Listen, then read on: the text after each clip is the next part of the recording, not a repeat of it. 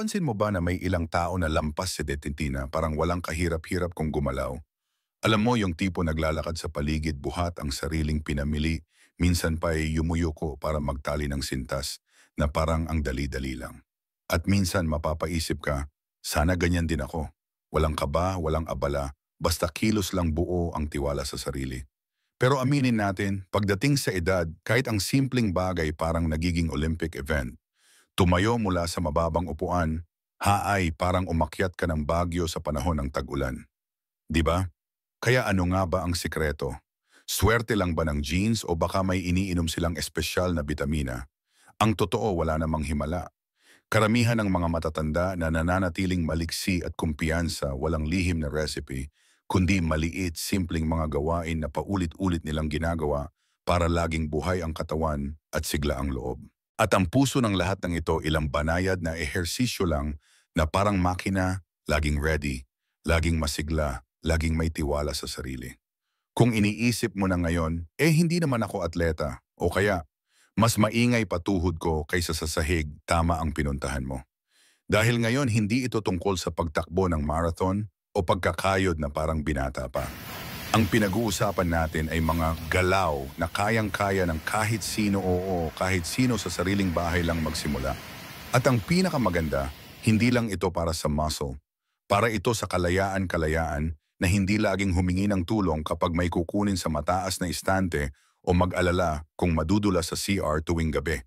Kalayaan para mabuhay sa sarili mong paraan. Narito ang isang mapagpakumbabang paalala.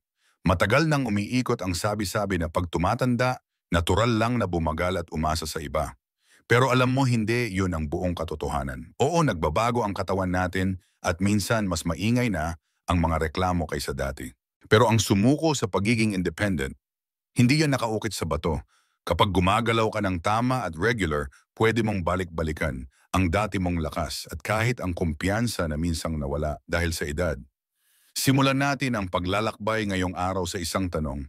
Paano kung hindi ka na kailangan magdalawang isip bago tumayo magbuhat ng bag o makipaglaro sa apo? Hindi malayo yan sa totoo, di ba? Para maabot yan, hindi mo kailangan ng mamahaling gamit, gym membership o matinding workout. Kailangan mo lang ng kaunting curiosity, pasensya at bakit hindi a sense of humor kapag unang nag-crack ang tuhod o likod. Maniwala ka pati sa hig natin, marunong din mag-ingay paminsan-minsan. Handa ka na ba? Isipin mo ang mga kalamnan mo ngayon parang pusang natutulog sa ilalim ng araw. Sa susunod na mga galaw, dahan-dahan mo silang gigisingin, pahahabain ang bigote at ipapaalala na uy, buhay pa tayo. Simulan natin sa hari ng pagiging independent, sit to stand.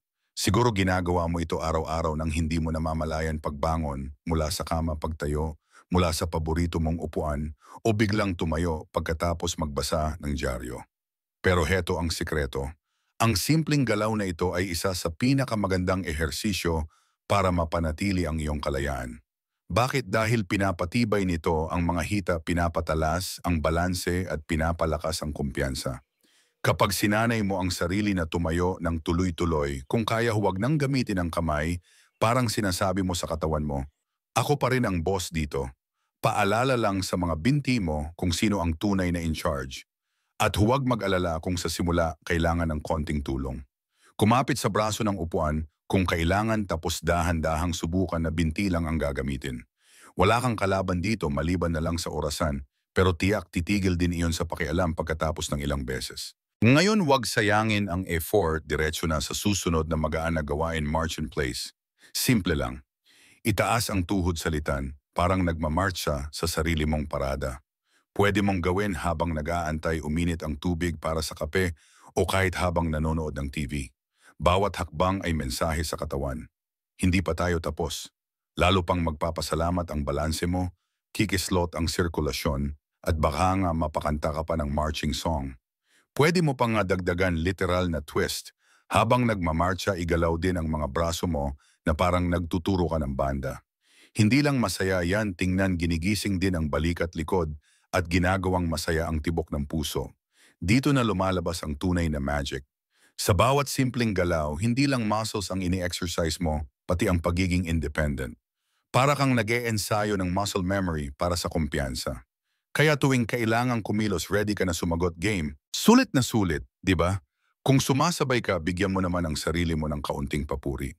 Kahit nakikinig ka lang, isipin mo na tumatangkad ka ng kaunti, mas proud ang lakad mo at may maliit na, kaya ko pala na sumisibol sa loob mo. By the way, kung nakatulong sa iyo ang mga tips na ito, huwag kalimutang i-like at mag-subscribe. Maliit na kilos lang o tingnan mo pati daliri mo na ehersisyo pero malaki ang tulong para mas marami pa kaming ma-share sa inyo. Kapag paulit-ulit mong ginagawa ang mga simpleng galaw na ito, mapapansin mo rin, unti-unti hindi lang sa binti mo tumitira ang kumpiyansa pati sa ngiti mo, tindig at maging sa bati mo tuwing umaga. At yan ang totoong goal, hindi lang basta gumalaw, kundi gumalaw ng may kalayaan at saya. Ano ang susunod pagkatapos ng matibay na pagtayo at proud na pagmamarcha? May susunod pang galaw na tahimik na superstar sa pagprotekta sa balanse mo at pagpanatili ng steady world kahit minsan parang lumilindol ang paligid. Huwag bibitaw, dito pa lang tayo nagsisimula sa paglalakbay tungo sa mas matatag at kumpiyansang ikaw. Kung nandito ka pa, ibig sabihin, may parte sa iyo na nagsasabing, kaya ko yata to. At sa totoo lang iyon na ang pinakamahirap na hakbang ang magpasya na ikaw mismo ang hahawak muli sa sariling paggalaw. Ginawa mo na ang pinakaimportanteng bahagi. Ituloy na natin ang momentum. Naalala mo ba na pinag-usapan natin, hindi lang muscles ang independence, kundi ang tiwala na kayang protektahan ng katawan mo ang sarili mo. Kahit minsan parang may saging na balat sa daraanan, sana naman sa imahinasyon lang. Kaya dito papasok ang susunod na ehersisyo, paborito ng mga physical therapist o mga apo heel-to-toe walk. Isipin mong naglalakad ka sa tightrope, nakabuka ang braso, para balanse, mabagal na hakbang isang paa diretso sa harap ng isa mula sa kung papunta sa dulo ng daliri. Wala namang circus, simple lang pero ito ang sanay sa balanse at ginigising ang maliliit na kalamnan sa paa at bukong-bukong ang mga bayani sa likod ng bawat iwas, bawat hakbang sa madulas o magulong sahig.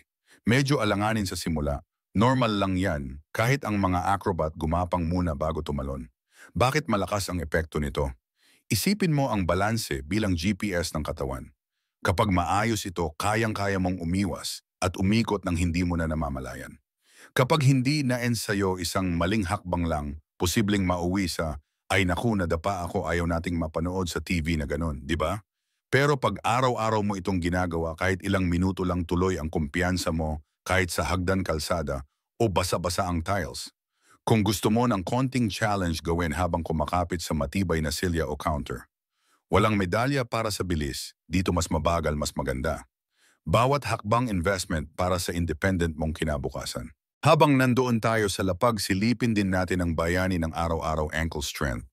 Ang mga bukong-bukong mo parang kaibigan na laging andiyan kapag kailangan mong umikot tumayo sa dulo ng paa para abutin ang cookies. Mahina ang ankle, madalas kang magdalawang isip. Malakas ang ankle bulong nito. Sige, kaya mo yan. Simpleng paraan para palakasin ankle circles habang nakaupo, ikot ang paa sa hangin, dahan-dahan kaliwat kanan. Para ka lang nagpapahaba ng umaga at sabay nag-art class, kaunting science ang maliliit na muscle sa paa at bukong-bukong unang nagre-retire kapag di masyadong ginagamit. Pero ang maganda, masaya silang bumalik sa trabaho kung tatawagin mo ulit gamit ang mga simpleng galaw na yan. Malakas at flexible na ankle, ibig sabihin mas konti ang dapa, mas buo ang kumpiyansa. At kahit sayawan pa sa kasal ng apo, go pa rin. May kwento ako, si Aling Nena 74 biglang hindi na pumupunta sa palengke. Takot madulas sa sahig. Pinagawa namin ang heel-to-toe walk at ankle circles tuwing umaga habang hinihintay ang tsaay-a. Sa loob ng isang buwan, rumarampa na ulit sa palengke, payong sa isang kamay basket, sa kabila walang alinlangan. Ganyan ang lakas kapag binuhay mo ulit ang retired muscles mo. Bigyan din natin ng pansin ang taas ng katawan. Hindi lang legs at balanse ang independence, kundi pati kakayahang abutin, buhatin at buksan ang mga matitigas na garapon, oo pati yung parang pinaghinang ng factory. Heto na ang wall push-up, huwag mag-alala. Hindi kailangan ng gym mat. Tumayo lang sa harap ng pader, i-extend ang mga kamay, tapos dahan-dahang itulak ang sarili papalapit at paatras. Para lang bumabati sa pader, tapos babay na ulit-ulit lang. Hindi nagrereklamo ang pader, promise. Bakit kailangan ito bawat wall push-up? Parang insurance para sa balikat, braso at dibdib mo. Sila ang tumutulong sa iyong bumangon. Buhatin ang pinamili o kumaway sa kapitbahay. Bonus maganda ito para sa kapitbahayan din. Kung madali lumayo ng kaunti ang paa. Kung mahirap lumapit, ikaw ang bahala. Tandaan normal lang ang konting pagod sa muscle pero kapag masakit, pahinga muna. Nakikinig ang katawan para manatiling ligtas at healthy. Habang nasa upper body tayo, subukan din ang overhead reach. Iangat ang dalawang braso pa itaas, abot langit tapos dahan-dahan ibaba. Simple pero tinutulungan kang abutin ang taas ng cabinet o sanga ng bunga sa bakuran. Kung nananakit ang balikat, walang problema umpisahan sa mababa paunti-unti pataas. Isipin mong inaabot mo ang bituin o kaya ang huling tinapay sa likod ng cupboard. Basta may inspiration go, may tanong ang iba. Paano kung may arthritis ako o lumang pilay? Huwag pilitin. Kahit hanggang kalahati lang ang abot, mas maganda pa rin yon kaysa wala. Bawat banayad na stretch paalala sa katawan. Marami pa tayong kayang abutin. At bago tayo magpatuloy, paalala lang. Kung nasiyahan ka sa mga tips at gusto mo pa ng banayad na motivation, like o subscribe lang ang pinakamadaling ehersisyo para sa utak ngayon. At kung may kakilala kang laging reklamo, ay masakit ang kasukasuan, share mo rin sa kanya. Malay mo mapamarcha mo pa siya. Tandaan ang pagiging independent, paglampas sedento, hindi basta tsamba, at hindi rin pag-iwas sa katotohanang tumatanda ka. Ito ay tungkol sa maliit na araw-araw na gawain na tahimik pero siguradong nagdadala ng tagumpay. Bawat banayad na kilos mo boto para sa kinabukasan mo. At kahit na maingay ang tuhod mo, kakayanin mo pa rin ang hamon. Susunod may isang galaw na madalas malimutan pero tunay na game changer, lalo na sa pag-akyat ng hagdan o pagbuhat ng mabigat na bag. Gusto mo bang matuklasan kung paano isang simpleng dagdag lang sa routine mo magbubukas ng bagong level ng kalayaan, tumuloy ka lang. Huwag mong palampasin ang susunod. Ngayon nandito ka pa rin at ang ibig sabihin niyan, may bahaging naniniwala sa iyong sarili, kaya ko pa pala. Sa totoo lang yan na ang pinakamalaking tagumpay ang magdesisyon na hawakan ulit ang iyong paggalaw sa sarili mong paraan. Ginawa mo na ang pinakamahalagang hakbang. Tuloy-tuloy natin ito. Naalala mo ang tunay na independence, hindi lang basta malakas ang mga kalamnan. Kailangan mo rin ng tiwala na ang katawan mo, kakampi mo kahit may dumarating na pagsubok, kahit pa may nadulas na saging sa daan, sana sa imahinasyon lang.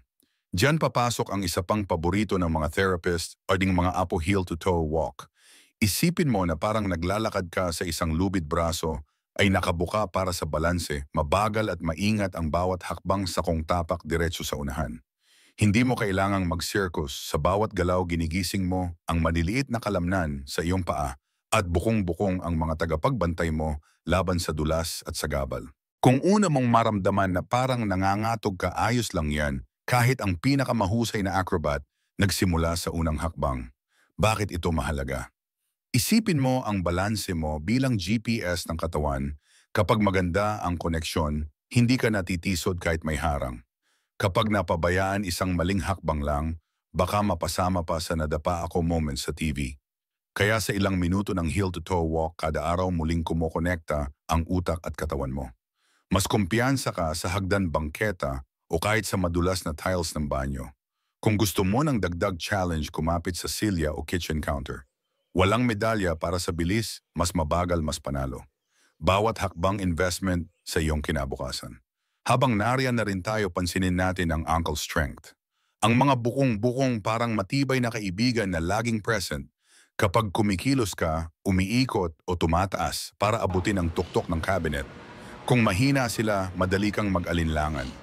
Pero kung malakas bulong nila, go lang. Subukan ang ankle circles habang nakaupo, ikot-ikot lang ang paa kaliwat kanan. Parang mini stretching at art lesson para sa mga paa mo tuwing umaga.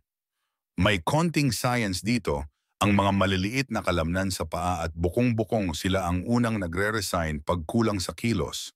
Ang good news, sobrang bilis nilang bumalik sa serbisyo kapag tinawag mo ulit gamit ang mga simpleng ehersisyo. Matibay na ankle, ipos, mas konting pagkadapa, mas malayo ang mararating at pwede pang makisabay sa sayawan sa kasal ng apo. Naalala ko si Mang Carding 76. Mahilig lumabas noon pero natakot nang madulas siya sa palengke. Pinagawa ko sa kanya ang heel-to-toe walk at ankle circles araw-araw habang nagpapainit ng kape. Isang buwan lang balik palengke si Mang Carding, Walang kabahawak ang payong at basket. Ganyan talaga kapag buhay ang mga kalamnan. Ngayon, hindi lang legs at balanse ang mahalaga.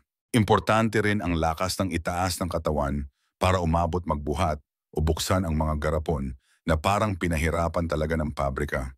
Dito papasok ang wall push-up. Huwag kang matakot, hindi mo kailangan ng gym mat o special na gamit. Tumayo lang sa harap ng pader, ilapat ang kamay, tapos dahan-dahan kang yumuko, papalapit, tapos itulak pabalik. Para ka lang bumabati tapos babay ulit sa pader. Hindi magrereklamo ang pader, promise. Para saan ito? Bawat wall push-up parang insurance para sa balik at braso at dibdib mo.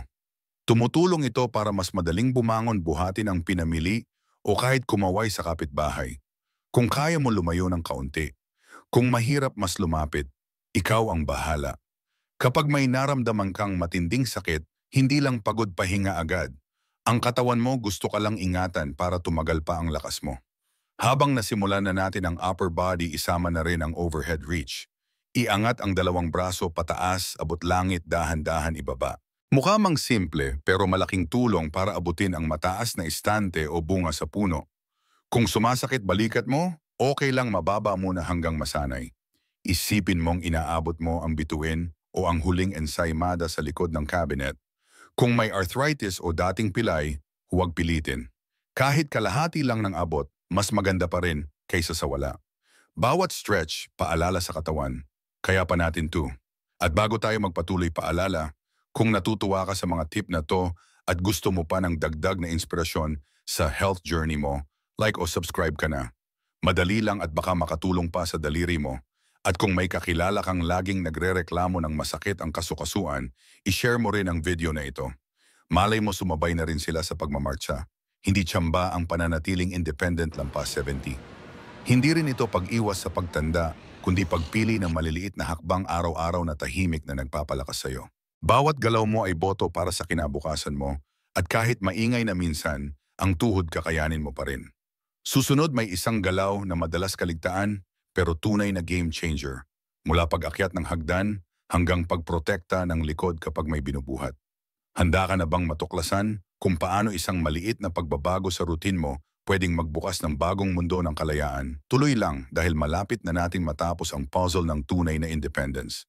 Ayan, kung umabot ka na rito, talagang malayo na ang narating mo. Ibig sabihin, lampas ka na sa karamihan na basta-basta na lang sumusuko kapag sumasakit na ang tuhod o likod. Di ba't nakakagaan ng loob iyon?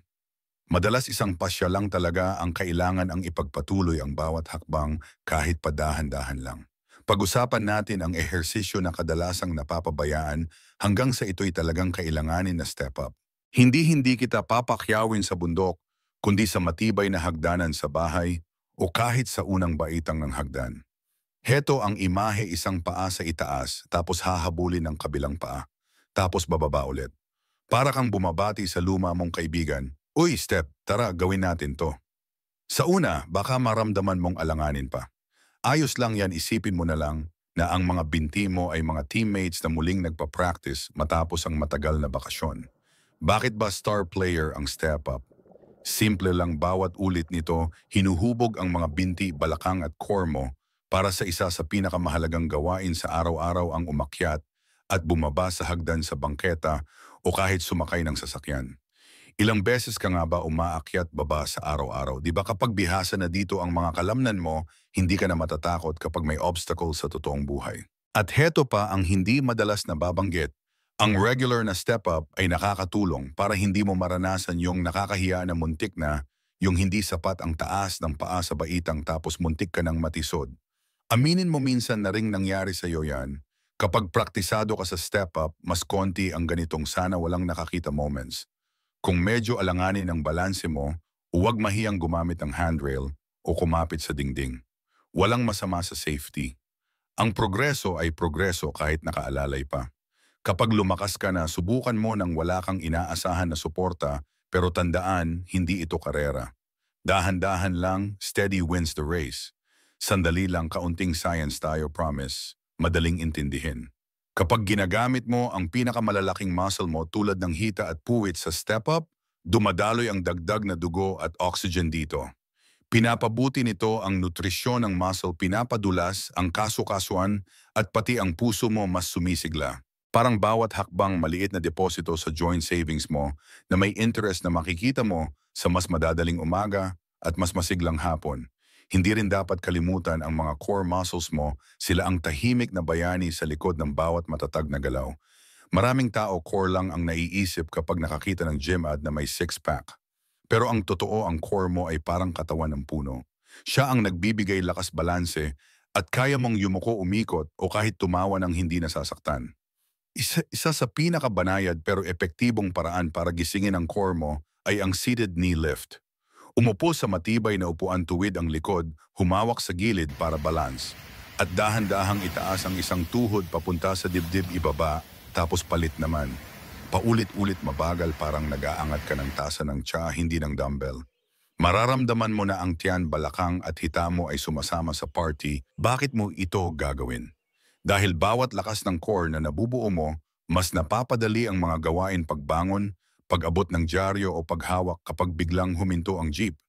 Magpapasalamat ang gulugod mo at lalo na ang tiwala mo sa sarili. May ilan na magtatanong, paano kung masakit ang likod ko? Magandang tanong, kung masakit, paliitin lang ang galaw. Hindi ito contest, pinaaalalahanan mo lang ang katawan mo na ikaw pa rin ang driver. Kahit maliit ang taas, mas mabuti pa kaysa wala. Sa paglipas ng panahon, titibay din ang punong kahoy mo at mapapansin mong mas madali na lang bumangon sa kama tuwing umaga. May kwento akong inspirasyon. Si Mang Ben 76, dating laging excited sa picnic ng pamilya, pero biglang iniiwasan na ang mga ito dahil natatakot umupo sa mababang upuan. Isang buwan lang ng seated knee lifts at step-ups, balik saya na si Mang Ben, hindi na nagpapahuli sa kahit anong kainan. Minsan ang pinakamalaking tagumpay yung mga maliliit at personal na nagbabalik sa iyo ng iyong buhay piraso-piraso. Habang nakaupo pa tayo, subukan ang isa pang kayamanang ehersisyo, seated side leg raise. Umupo ng tuwid, hawakan ang gilid ng upuan at dahan-dahang itaas ang isang binti sa gilid tapos ibaba. Salit-salitan at isipin mong nilalagay mo ang paa mo sa invisible shelf. Pinapalakas nito ang muscles sa balakang, importanteng para sa matatag na paglakad at madali ang pagbangon. Dagdag pa gently na nai-stretch ang mga muscle na tumitigas kapag masyado kang nakaupo. Aminin, madalas natin itong nagagawa. Ang maganda sa mga chair-based exercises na ito, pwede mong gawin kahit kailan, umaga sa kusina, habang naghihintay ng tubig, o kahit nanonood ng paborito mong telenovela. Lahat ng kilos ay mahalaga, at ang sikreto ng matagal na independence ay consistency, hindi lakas. Ngayon, sandaling expectation reset. Baka iniisip mo, hindi ko na siguro kaya maggalaw na parang 30 anyos. Oo, iba na nga ang katawan natin, pero hindi mo kailangang habulin ang kabataan. Ang mahalaga, binubuo mo ang sarili mong kalayaan sa sarili mong bilis at paraan. Hindi ba't yun talaga ang mas mahalaga? At tandaan, bawat hakbang, bawat stretch, bawat pagtaas ng binti, bawas yan sa mga bagay na kakailanganin mong hingin ang tulong ng iba bukas. Yan ang sukatan ng tunay na lakas, hindi kung gaano kabigat ang buhat mo, kundi kung gaano kadami pa ang kaya mong gawing mag-isa, masaya at buo ang loob. Kung tumama sa iyo ang mga sinasabi ko, kahit isang ehersisyo lang ang sinubukan mo ngayon o naisip mo lang gawin ito, mag-comment ka o i-share ito sa kaibigan. Lahat tayo kapag nag-uudyokan, mas malayo ang nararating. Kaya ano ang huling piraso ng independence puzzle? Ngayon, pagsasama-samahin natin lahat, isang galaw na nagbubuklod ng lakas, balanse at flexibility sa araw-araw na routine na magagamit mo ng maraming taon. At isang paalala na ginagawa mo ito, hindi lang para sa sarili mo, kundi para sa lahat ng mga sandaling gusto mo pang masulit sa buhay. Huwag bibitaw, malapit ka na talaga. Ngayon, marahil napapansin mo nang ang independence ay hindi malayong pangarap na para lang sa mga pinalad. Unti-unti, nabubuo ito sa bawat desisyong gumalaw, mag-stretch at hamunin ang sarili kahit kaunti lang bawat araw. Mas maganda pa nagsimula ka na. Pagsamahin natin lahat ng ito sa huling galaw, ang nagdudugtong ng lakas, balanse at kumpiyansa sa araw-araw standing calf raise. Parang social pakinggan, pero simple lang. Tumayo ka lang sa likod ng matibay na upuan, humawak para balanse, tapos dahan-dahang itaas ang sakong hanggang nakatayo ka sa dulo ng mga daliri. Hintayin ang saglit, tapos dahan-dahang ibaba. Ulitin sa sarili mong bilis. Bakit ito mahalaga? Dahil ang mga binti parang shock absorber ng katawan mo. Sila ang tumutulong sa bawat lakad pagtayo, mula sa upuan pag-akyat sa hagdan o pagbalance kapag muntik ng madapa. Kapag mahina, nagiging shuffle ang lakad. Pero sa regular na calf raise, kahit kaunti lang araw-araw, mas magiging matibay tuwid at hindi agad mapapagod ang katawan mo. Alam mo ba, tinatawag din ang calf muscles na second heart ng katawan? Tinutulungan nilang magbomba ng dugo pabalik mula sa paa. Kaya tuwing nagka-calf raise ka, hindi lang muscle ang napapalakas mo, kundi pati puso't sirkulasyon mo rin. Galing, di ba, minsan ang maliliit na kilos, yun ang pinakamas malaki ang benepisyo. Habang ginagawa mo lahat ng ito, mararamdaman mo, tumibay na ang kumpiyansa mo kahit kaunti lang. Baka mas steady na ang lakad mo o kaya proud ka lang na ikaw ang nag-aalaga sa sarili mo. Ipagdiwang mo yan, patunay na kaya mo pang magbago anumang edad. Ngunit bago tayo matapos, sagutin natin ang maliit na boses na nagdadalawang isip, late na ba para sa akin o matanda na ako para dito? Hindi ka nag-iisa. Maraming tao ang may ganyang pakiramdam. Pero ang totoo, walang edad na limitasyon sa pagpapalakas, pagpapabuti ng balanse o sa pag-asa sa kinabukasan. Sabi ng agam, tumutugon pa rin ang katawan natin sa galaw kahit kailan magsimula. Kayang bumalik ang muscle, kayang bumuti ang balanso, at ang kumpiyansa, kayang bumalik basta handa kang tanggapin ulit. Isipin mo lahat ng maliliit na tagumpay na naghihintay pa ang pag-akyat ng hagdan, na walang kaba paglalakad sa parke o paglalaro kasama ang mga apo ng hindi agad napapagod. Bawat isa dyan kayamanan at abot kamay mo. Tandaan, hindi ito tungkol sa perfection. May mga araw na madali, may mahirap. Ang mahalaga, palagi kang nagpapakita para sa sarili mo araw-araw. Sa pagdaan ng linggo at buwan, ang mga simpleng gawain na yan magiging parte na ng buhay mo at tutulong sa iyo sa bawat yugto ng panahon. Marahil iniisip mo na ang sarili mong bumabangon mula sa upuan na mas madali nagdadala ng basket ng prutas o inaabot ang paboritong tasa sa taas, walang pag-aalinlangan. Hawakan mo ang imaheng yan. Iyan ang independence na ikaw mismo ang bumuo. Bago tayo tuluyang matapos, gusto kong marinig mula sa iyo, eling ehersisyo ang pinaka na-enjoy mo. May ikinagulat ka ba sa lakas o flexibility mo? I-share mo sa comments, baka ma-inspire mo ang iba na gusto lang ng konting tulak para magsimula. Kung may napulot kang halaga sa mga tips na ito, i-like mo na at mag-subscribe ka rin. Iyan ang pinakasimpleng paraan para mapanatili ang positive na momentum at para malaman namin na gusto mo pa ng mga gantong content para sa'yo. Kung may naiisip kang kaibigan o mahal sa buhay na kailangan ng tulong, i-share mo na rin. Minsan isang simpleng tulak lang, malaking pagbabago na sa buhay ng iba. Ilang dekada mo nang inaalagaan ang iba, binibigay mo ang lahat para sa pamilya, kaibigan at komunidad. Ngayon, ikaw naman, alagaan mo ang sarili mo, gumalaw, magbago at mag-enjoy sa bawat maliit na tagumpay. Deserve mo yan, kaya heto ang healing ko para sa'yo. Sana bawat araw mas lumakas ka pa, mas bumalanse at mas maging kumpiyansa sa sarili para mabuhay sa sarili mong paraan. Dahil ang pagiging independent, lampas sa destiny, hindi lang posible, talagang para sa iyo yan, basta't isang simpleng ehersisyo lang araw-araw. Maraming salamat sa pagsama mo sa akin ngayon. Manatiling aktibo, manatiling may pag-asa, at tandaan mo, mas malakas ka kaysa akala mo. Kita-kits ulit sa susunod na video.